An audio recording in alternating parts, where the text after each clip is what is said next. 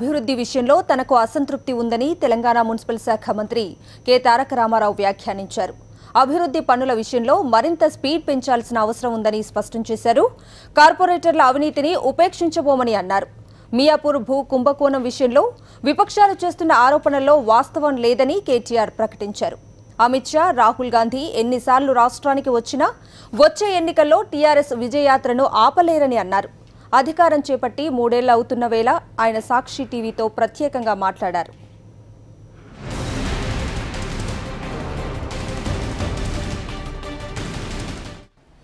బంగారు తెలంగాణ లక్ష్యంగా ఏర్పడిన టీఆర్ఎస్ ప్రభుత్వం 3 ఏళ్ల పాలన పూర్తి చేసుకుంటున్న నేపథ్యంలో మనతో పాటు ఐటీ శాఖ మంత్రి కేటీఆర్ గారు ఉన్నారు. ఎలా సాగింది పాలన, దానిపై మాట్లాడడానికి ఎలా జరిగిందని మొత్తానికి 3 ఇయర్స్ జరిగింది. నరసింహారావు గారు, ఇప్పుడు మా ప్రభుత్వానికి మేమే మార్కులు వేసుకోవడం అంటే మేమే పరీక్ష రాసి మేమే దిద్దుకున్నట్టు ఉంటుంది. కాబట్టి అట్లా కాకుండా మీరు ఈ 3 ఏళ్లలో జరిగిన ఏ ఉప ఎన్నిక కానీ ఏ ఎన్నిక కానీ తార్కాణంగా తీసుకున్నట్టయితే అన్ని సందర్భాల్లో కూడా ప్రజలు బ్రహ్మాండమైన మార్కులు వేసి డిస్టింక్షన్లో ఈ ప్రభుత్వం చాలా చక్కగా పనిచేస్తున్నదనే తీర్పును అడుగడుగున ఇచ్చి ఉన్నారు. జిహెచ్ఎంసీఏ కానీ, నారాయణఖేడే కానీ, పాలేరే కానీ, మెదకే కానీ, మన వరంగల్ ఉప ఎన్నిక కానీ అన్ని సందర్భాల్లో కూడా ప్రజలు వివిధ సందర్భాల్లో వచ్చినాయి. ప్రతి సందర్భంలో కూడా ఏకోన్ముఖంగా కేసీఆర్ గారి నాయకత్వం పట్ల గణనీయంగా ఆదరణ పెరిగింది, ప్రభుత్వ పనితీరు బాగుంది అని అడుగడుగున తీర్పిచ్చారు. కాబట్టి ఈ 3 ఏళ్లలో జరిగిన పాలనకు ప్రజల తీర్పే దానికి తార్కాణం అని నేను అనుకుంటాను. అంటే హామీలు అయితే ఇచ్చారు కానీ అమలు జరగలేదని ఒక విమర్శ బాగా, ముఖ్యంగా డబుల్ బెడ్రూమ్ కానీ విమర్శకులు విమర్శల కోసమే చేస్తున్నారు. ప్రజల్లో లేవు అవి. ప్రజల్లో ఆ అసహనం కానీ అసంతృప్తి కానీ మా పట్ల ఉంటే ఈ రకమైన తీర్పులు రావు. ప్రతిపక్షాలు అన్నప్పుడు ఏదో మాట్లాడాలి, ఉనికిలో ఉండాలి, మేము ఉన్నామని చెప్పుకోవాలి. వారికి అది తప్ప ఇంకో పాపం వేరే పాత్ర లేదు. ఇంకోటి మాట కోసం మాట్లాడడం, విమర్శ కోసం విమర్శ అన్న తప్ప తెలంగాణలో ప్రస్తుతం ఉన్న పరిస్థితుల్లో మాత్రం ఏ వర్గంలో కూడా అసంతృప్తి ఉందని నేను అనుకో. అంటే దిగ్విజయ్ సింగ్ వస్తున్నారు, రాహుల్ గాంధీ వచ్చారు, అమిత్ షా కూడా మీ పైన చాలా కామెంట్స్ చేసిపోయారు. ఎలా చూస్తారు వాటిని? ఎలా చూస్తారు? సహజంగానే చూస్తాం, దానిలో పెద్ద అసహజం ఏముంది. ఇప్పుడు అమిత్ షా వచ్చి టీఆర్ఎస్ ప్రభుత్వాన్ని అయితే పొగడాడు కదా. భారతీయ జనతా పార్టీ ప్రభుత్వం వస్తుంది, నేను ఉట్టికి ఎగరలేకపోయినా స్వర్గానికి ఎగురుతానని చెప్తాడు. హైదరాబాద్ కార్పొరేటర్ ఎన్నికల్లో 5 మంది శాసనసభ్యులు ఉంటే ఒక్క కార్పొరేటర్ గెలవలేరు, కానీ ప్రభుత్వాన్ని ఏర్పాటు చేస్తామని మాత్రం చెప్తారు. ఎందుకంటే చెప్పుకోవాలి, తప్పదు. వాళ్ళు ఇక్కడికి వచ్చి అమిత్ షా టీఆర్ఎస్ గెలుస్తుందని అయితే సర్టిఫికేట్ ఇచ్చిపోడు కదా. ఇక రాహుల్ గాంధీ, దిగ్విజయ్ సింగ్ అంటారా, ఆ పార్టీని ప్రజలు పట్టించుకోవడం మానేసి చాలా కాలం అయింది. వాళ్ళ ఊకదంపుడు ఉపన్యాసాలు, వాళ్ళ బిల్డప్లు ఇవన్నీ ప్రజలు చూసి చూసి విసిగిపోయినారు. కాబట్టి వాళ్ళని అంత పట్టించుకోవాల్సిన అవసరం ఉంది నేను అనుకో. 1,00,000 కోట్ల దాన్ని మళ్ళీ ఎలా చెప్తారు? ఆయన చాలా కుండల బద్దలు 1,00,000 కోట్లు ఇచ్చామనేది అమిత్ షా పదే ప్రస్తావించిపోయారు. ఆయన ఒకటి కాదు 4 కుండలు బద్దలు కొట్టినా వాస్తవాలు వాస్తవాలే. ఆయన ఏం చెప్పినా కూడా ఆయన ప్రభుత్వంలో సభ్యుడు కాదు. ఆయన ప్రభుత్వానికి ప్రాతినిధ్యం వహిస్తున్న ఒక పార్టీకి అధ్యక్షుడు, అంతేగాని ఆయన ప్రభుత్వంలోని భాగస్వామి కాదు.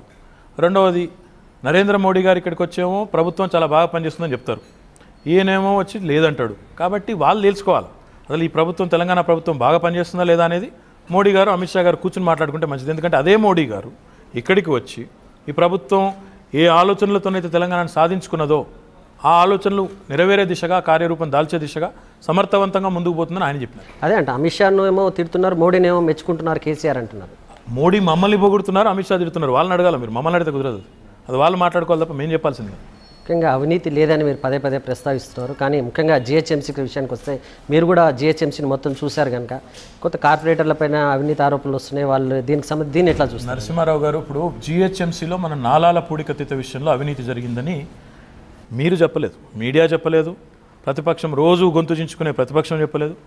మా అంతట మేంగా క్రియాశీలంగా, చలనశీలంగా ఉండే ఒక ప్రభుత్వంగా, డైనమిక్గా ఉండే ప్రభుత్వంగా మేము వెతికి పట్టుకునేది తప్ప మీరు చేసింది కాదు. కాబట్టి పొరపాట్లు సహజం, లోటుపాట్లు సహజం, కానీ వాటి విషయంలో స్పందన ప్రభుత్వాన్ని ఎట్లా ఉంటుందనేది మీరు చూడాలి. జిహెచ్ఎంసీలో నాలాల పూడికతీత విషయంలో కొన్ని కోట్ల రూపాయల నష్టం జరిగిందని వార్తలు వచ్చినాయి.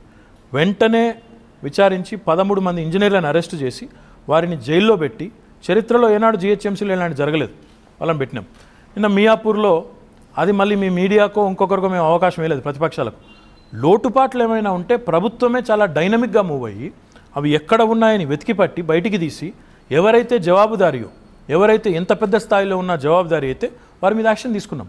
అంటే ఈ రకంగా ఇంత డైనమిక్గా ఉన్న ప్రభుత్వాన్ని లోటుపాట్లు ఉంటే కూడా తనని తాను సవరించుకుంటూ, తప్పు జరిగితే ప్రజల ముందు పెట్టి ఓపెన్గా ఎవరిని కాపాడే ప్రయత్నం చేయకుండా, దొంగ ప్రయత్నాలు ఏమి చేయకుండా ముందుకు పోతున్న ప్రభుత్వాన్ని అభినందించాలి కానీ ఇంకా అభిశంసించే విధంగా మాట్లాడితే మంచిది. అంటే కార్పొరేటర్ల పనితీరుపై ఏదన్నా కొంచెం మీరు యాక్షన్ తీసుకున్నారు? నరసింహారావు గారు, ఇప్పుడు కార్పొరేటర్ల విషయంలో మీడియాలో వచ్చిందనే ప్రామాణికంగా తీసుకునేదానికి లేదు. ఎక్కడైనా లోటుపాట్లు ఉంటే మాకు 99 మంది కార్పొరేటర్లు ఉన్నారు.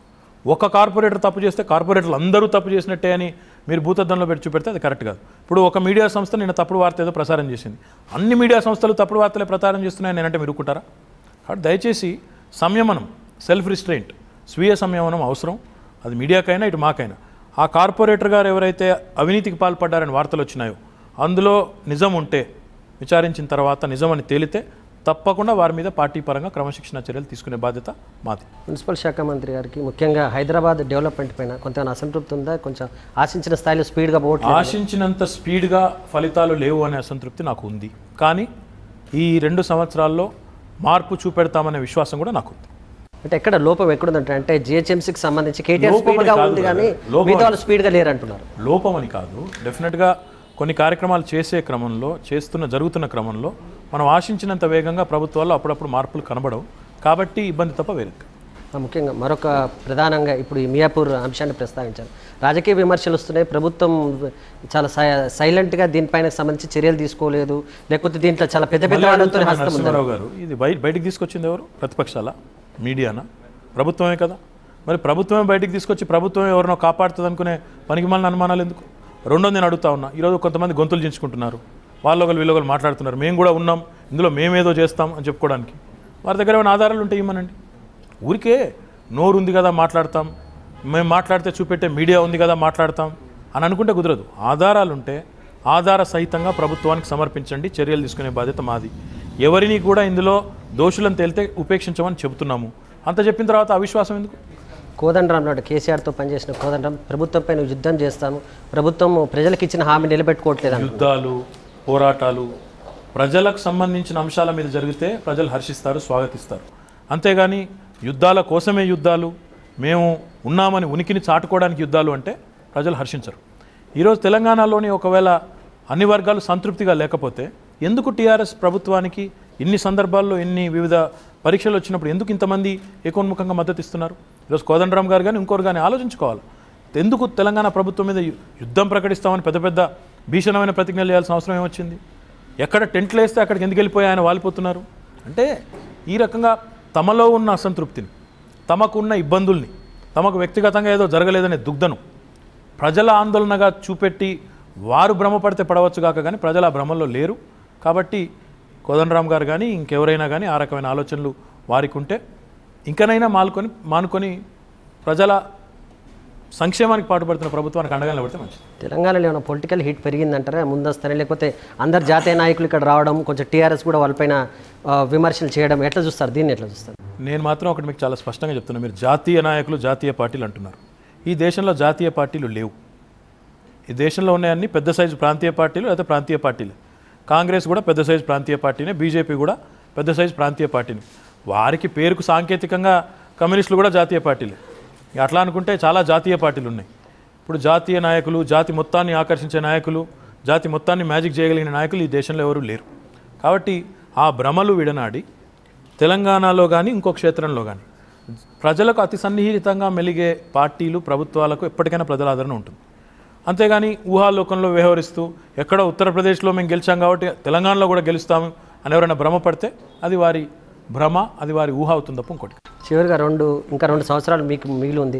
ఎక్కడైనా లోపాలు అనిపిస్తుంది, లేకపోతే ఇంకేమైనా లక్ష్యాలు ఉన్నాయా మీకు సంబంధించి? లక్ష్యాలు డెఫినెట్గా చాలా ఉన్నాయి. ఈ కొత్త రాష్ట్రం మీద ప్రజలకు 1 కోటి ఆశలు ఉన్నాయి. 1 కోటి ఎకరాలకు సాగునీరు రావాలని, ఇంటింటికి తాగునీరు రావాలని, మన చెరువులు బాగుపడాలని, గ్రామీణ కులవృత్తులన్నీ కూడా బాగుపడాలని, గ్రామీణ ఆర్థిక వ్యవస్థ బాగుపడాలని, తెలంగాణ అభివృద్ధి పదంలో దూసుకుపోవాలని, వేలాది లక్షలాది మందికి కొలువులు రావాలని, ఈ రకంగా చెప్పుకుంటూ పోతే చాలా లక్ష్యాలు, చాలా టార్గెట్స్ మా ముందున్నాయి. అన్నింటినీ కూడా మొండిగా పట్టుదలతో సాధించగలిగే కార్యదక్షత ఉన్న నాయకుడు కేసీఆర్ గారని ప్రజలు దృఢంగా నమ్ముతున్నారు. ఈరోజు తెలంగాణ రాజకీయ ముఖ చిత్రంలో కేసీఆర్ గారి కనీసం ఆయన నీడలో కూడా తమ ఉనికిని చూసుకునే సత్తా ఉన్న నాయకులు కూడా ఎవరు లేరు. కాబట్టి ఈ విషయాలన్నీ కూడా ప్రజలకు తెలుసు, సంపూర్ణంగా ఆకలింపు ఉంది. ఏ నాయకుడి నాయకత్వం అయితే తెలంగాణకు శ్రీరామ రక్ష. కాంగ్రెసు, బీజేపీ వారి గత పరిపాలన, ఈరోజు వారి దేశంలో వెలుగబెడుతున్నది ఏంది అన్నది కూడా ప్రజల ముందు స్పష్టంగా ఉంది. కాబట్టి మాకు ఏ రకమైన రాబోయే 2 ఏళ్ల విషయంలో కూడా కానీ వచ్చే ఎన్నికల విషయంలో కానీ ఏ రకమైన అపనమ్మకం లేదు. ప్రజలు సంపూర్ణంగా మమ్మల్ని ఆశీర్వదిస్తారనే విశ్వాసం మాకు. తెలంగాణ అవతరణ దినోత్సవం నేపథ్యంలో ప్రజలకు ఏం చెప్పదలుచుకున్నారు? ప్రజలకి ఈ 3 ఏళ్ల పరిపాలన విషయంలో కానీ రాబోయే 2 ఏళ్ల విషయంలో కానీ వారికి చేసే విజ్ఞప్తి ఒకటే, మీరు ఎన్నో ఆశలతో ఉద్యమ నాయకుడినే ముఖ్యమంత్రిగా మీరు ఉద్యమ పీఠంపై రాష్ట్ర పీఠంపై కూర్చోబెట్టి వారికి నాయకత్వ పగ్గాలు అప్పచెప్పినారు. మీ ఆలోచనలకి మీ ఆశయాలకు అనుగుణంగానే అన్ని రకాలుగా కూడా చాలా దృఢమైన సంకల్పంతో గౌరవ ముఖ్యమంత్రి గారు తెలంగాణ రాష్ట్రాన్ని భారతదేశంలోనే ఒక ఆదర్శ రాష్ట్రంగా అగ్రశ్రేణి రాష్ట్రంగా ముందుగా నిలబెట్టే ప్రయత్నంలో ముందుకు పోతా ఉన్నారు. కొన్ని సాధక బాధకాలు ఉన్నప్పటికీ కూడా అన్నింటిని అధిగమించి ముందుకు పోయే ఈ ప్రయాణంలో మీ సహకారం, మీ ప్రోత్సాహం, మీ ఆశీర్వాదం గతంలో ఉన్నట్టుగానే ఎల్లవేళలా కూడా ఉండాలని కోరుకుంటూ తెలంగాణ రాష్ట్ర అవతరణ దినోత్సవ శుభాకాంక్షలు తెలంగాణ ప్రజలందరికీ కూడా తెలియజేస్తాను. Thank you KTR. మొత్తానికి 3 ఏళ్ల పాలనలో ఆశించిన ఫలితాలు సాధించాము. రానున్న 2 ఏళ్లలో కూడా ప్రజలకు మరింత చేరువే అభివృద్ధి కార్యక్రమాలు చేపడతామని కేటీఆర్ అంటున్నారు.